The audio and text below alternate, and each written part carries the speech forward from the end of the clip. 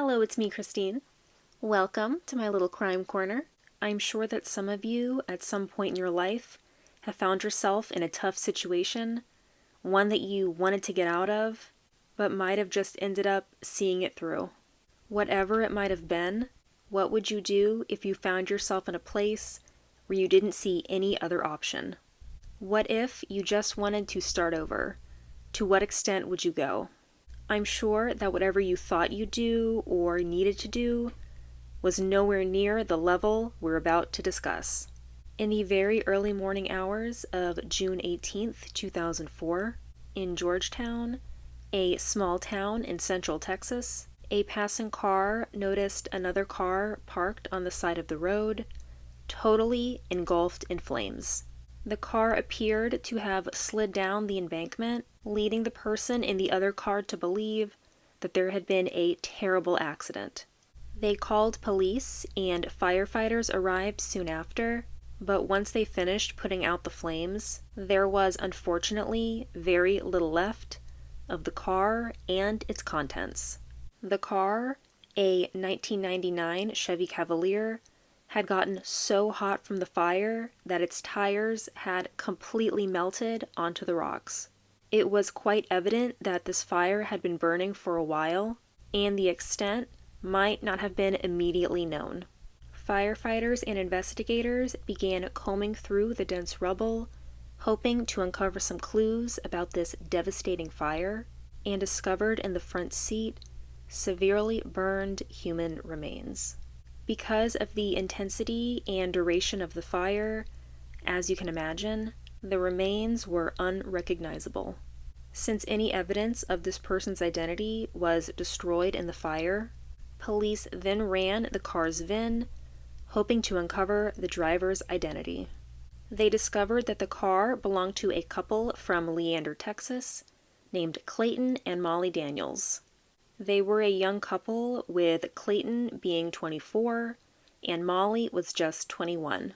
The couple had two small children, a son from Molly's previous relationship, and a daughter whom the couple had together.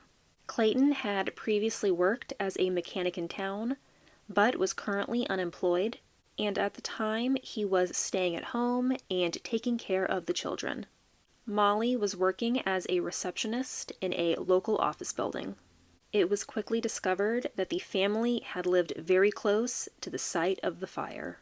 Concerned that the victim might have been one of these young parents, police quickly rushed to the couple's home, only to discover Molly there with her two young children.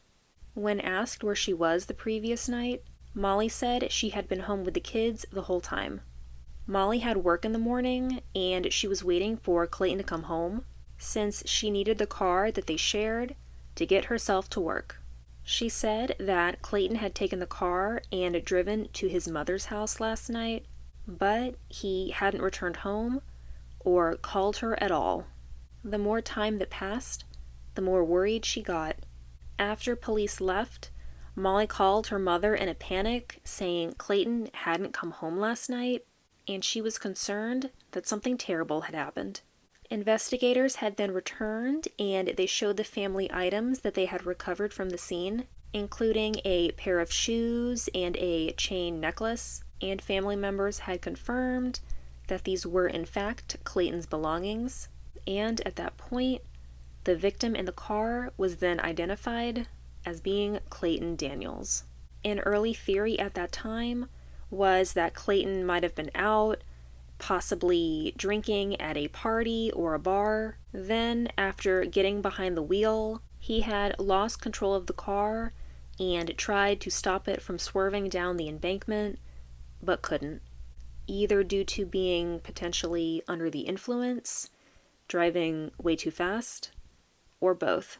His family was absolutely devastated to hear the news of his accident, but the same couldn't be said for some of the people around town.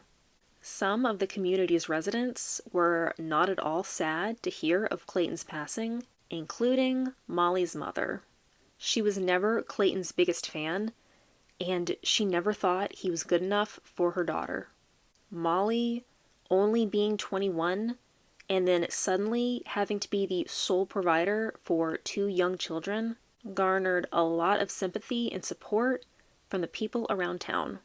She got help from coworkers, friends, and even strangers who all felt sorry that she was left all on her own with very limited resources. She even got people to babysit for her for free or next to nothing because of how sorry they felt for her. During Clayton's funeral, people, including his best friend, got up and spoke and shared stories about how much of a jerk he was. And no one was surprised about what his friends were saying. They were all just like, yep, that sounds like Clayton.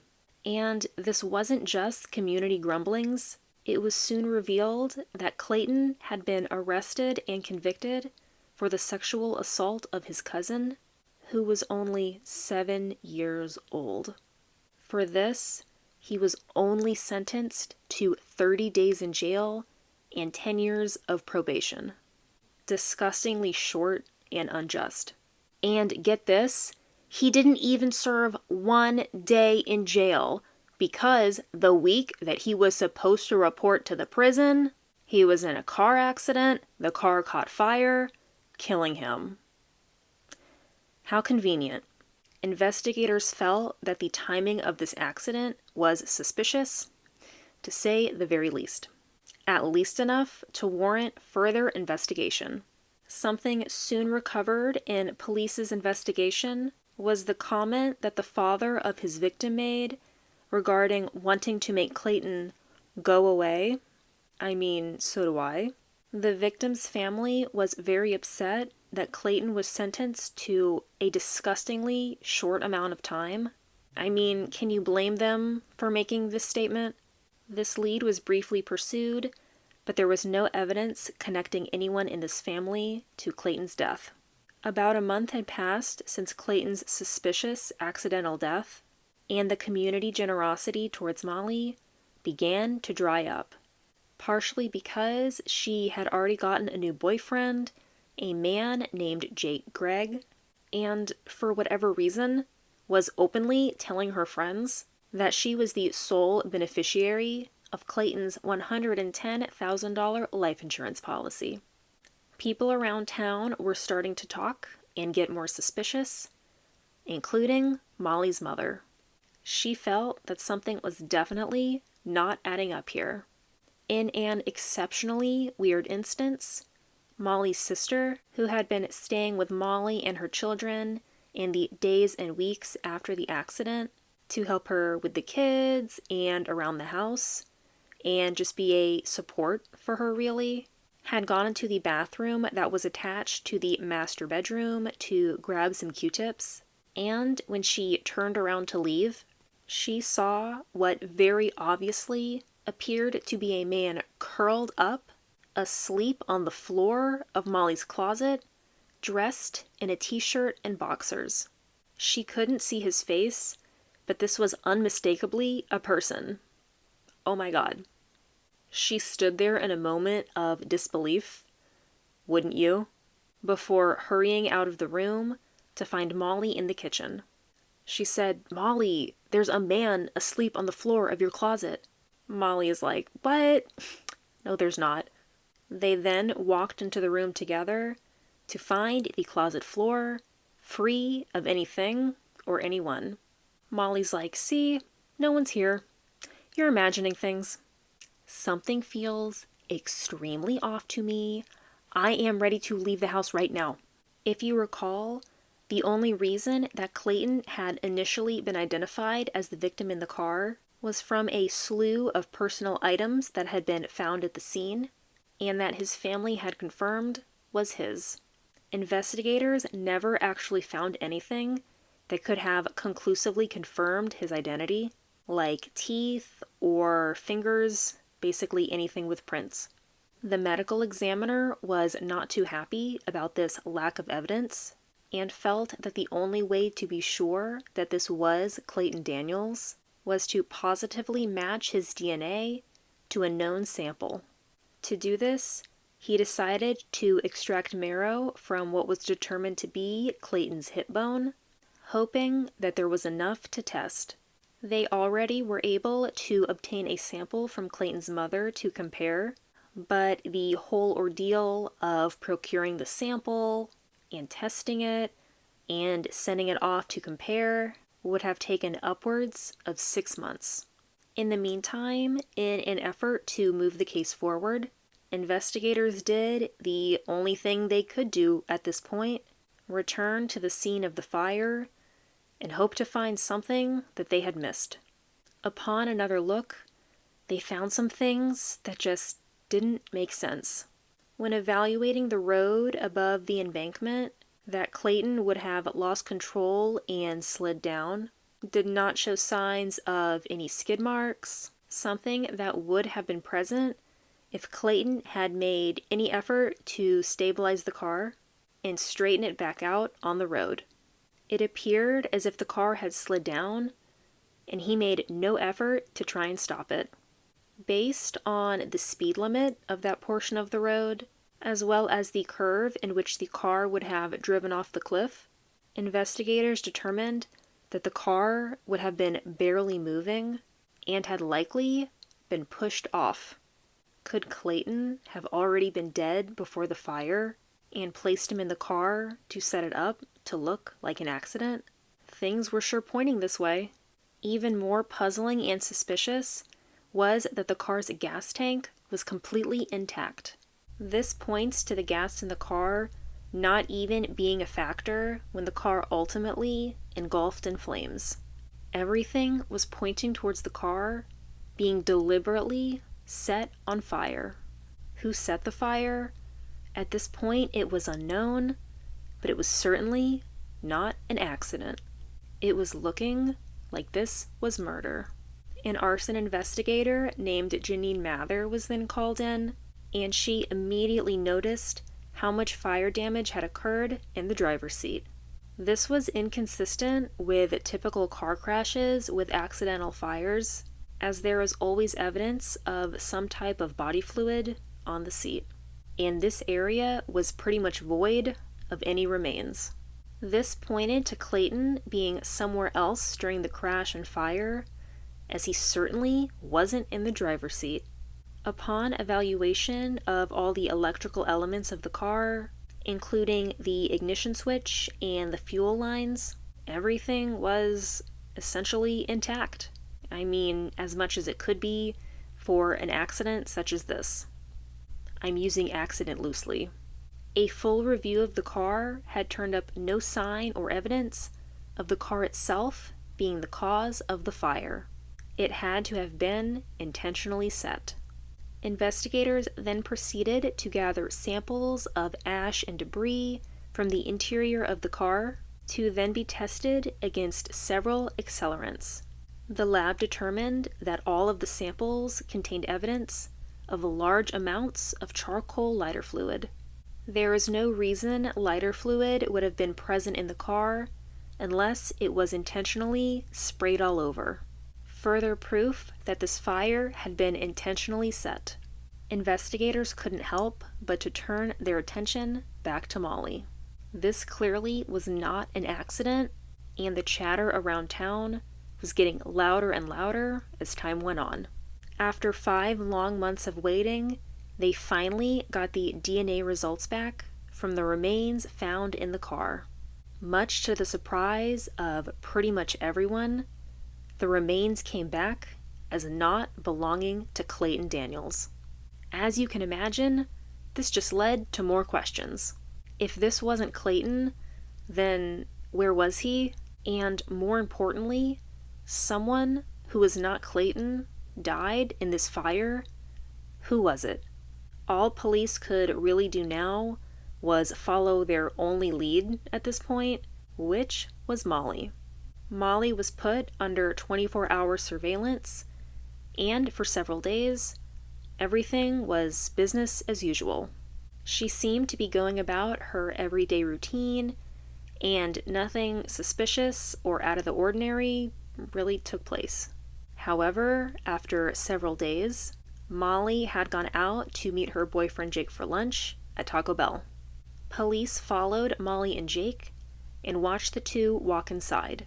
After several minutes, the officers then decided to go inside just to get a closer look.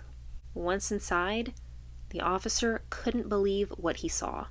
Jake looked pretty much identical to Clayton. Same face, same height, same body type. The only real difference was Jake's hair color, which, let's be real, is the single easiest thing you can instantly change about yourself.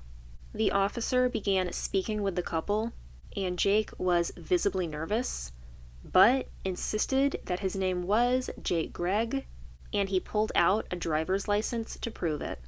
Something about the ID seemed fishy, and the officer knew that something was up. He then placed Jake under arrest right then and there, much to Molly's protest.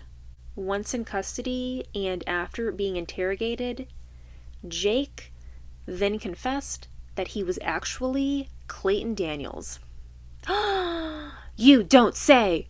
It was also revealed that he was staying at home in the months after the accident, and he was the one who Molly's sister had seen sleeping on the closet floor. He had woken up when he heard them talking in the kitchen and was able to get up and hide before they came back. Molly was adamant that she had no knowledge of Clayton faking his death and said that she had no part in the planning or execution. She said she thought he had perished in the fire until about 1 month after the accident. Clayton had suddenly come home and he told her what he had done. Yeah, okay, likely story, Molly. The motives behind Clayton faking his death were obvious. He wanted the $110,000 life insurance payout, in addition to not having to register as a sex offender and spend that measly 30 days in jail. He thought that this would be the easiest way to go, and that he'd surely get away with it. He said his plan was to wait for the insurance payout and then take Molly and the kids to Mexico to start a new life. While there, he would have planned to have gotten plastic surgery and change his appearance enough so that no one would ever be able to tell who he was. The question still remains: who was in the car's wreckage? Clayton refused to offer up this information to police. His cellmate, however, was very forthcoming. He said that Clayton had gone into detail of how he had gone to Pebble Mound Cemetery, a nearby graveyard, in the middle of a night, dug up a corpse, and refilled the hole before the sun came up. Investigators turned up to the cemetery and found a resting place right by the front gates that looked like it had been disturbed. Sure enough, when the site was excavated, the casket was empty. The grave had belonged to a 61-year-old woman named Charlotte Davis. Charlotte had passed away just 6 months before the car's fire. Clayton eventually confessed to staging the accident and starting the fire, and Molly continued to profess her innocence, but let's be honest, no one believed this. She was clearly involved, but to what extent? Molly's work computer was seized, and an analyst began the process of combing through the hard drive. Since so much time had passed, there was definitely the possibility that some of the drive had been erased or overwritten. So they went in kind of preparing for the worst, being that they wouldn't find anything. However, they got a break.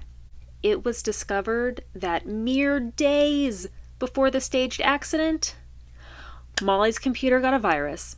This virus in particular recorded every keystroke she typed, every tab she opened, every click she made.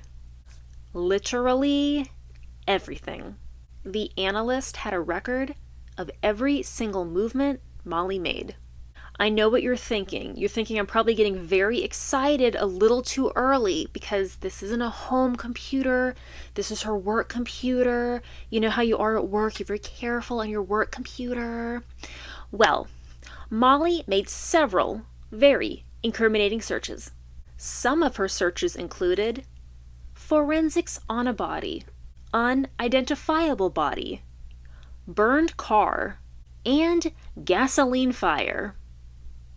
Tell me she wasn't involved. Yeah, okay. These are normal things to search in sequence on your work computer. If anything, this just proved that Molly acted above and beyond what her initial role was thought to be, and that she was more than actively involved in many aspects of this crime. After a search warrant was granted for the Daniels home, more incriminating forensic evidence was found, including several containers of lighter fluid concealed away in a low kitchen cabinet. Once tested, one of the containers came up as matching the lighter fluid found in the car. During the trial, prosecutors explained how this crime had been planned by both Clayton and Molly for several months. They would go through the newspaper's obituary section to find a deceased person who was recently buried.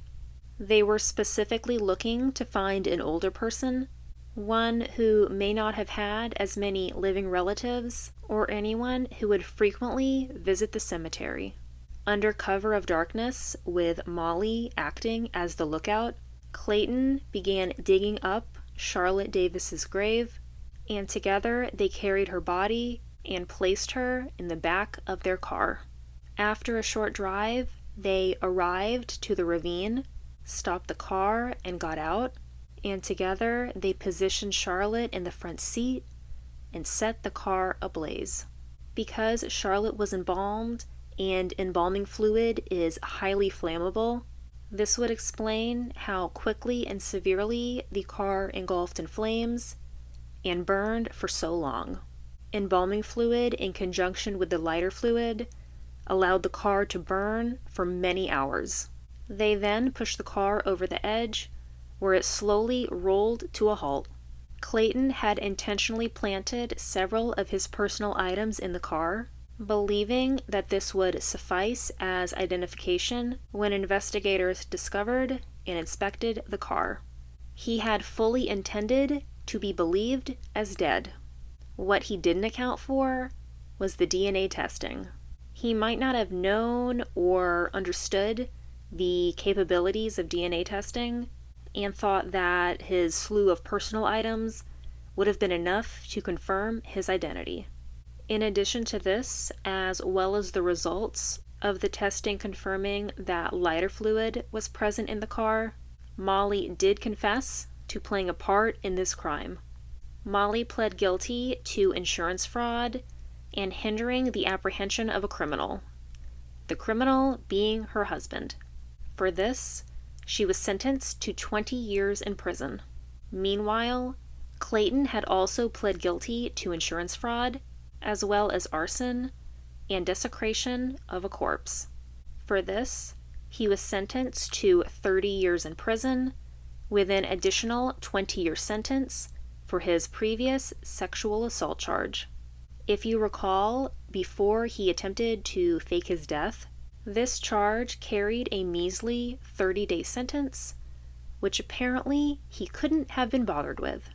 Molly Daniels was released in 2016 after serving just 12 years of her sentence. Clayton Daniels is still currently in prison and is expected to continue to serve the remainder of his sentence at the minimum security Daniel Webster Wallace unit in Colorado City, Texas. Charlotte Davis was returned to her final resting place and hopefully will continue to remain there. Let me know your thoughts on this case. Do you think the sentences were just for these crimes? Both of them seem less than remorseful for these crimes, and if they didn't get caught in this instance, I have very little doubt that they would have thought they could get away with something like this in the future. Let me know what you think, and that is all I have for you today. Thank you very much for watching. I hope you learned something, and I will see you in the next one. Bye. These are normal things to search in sequence on your work computer.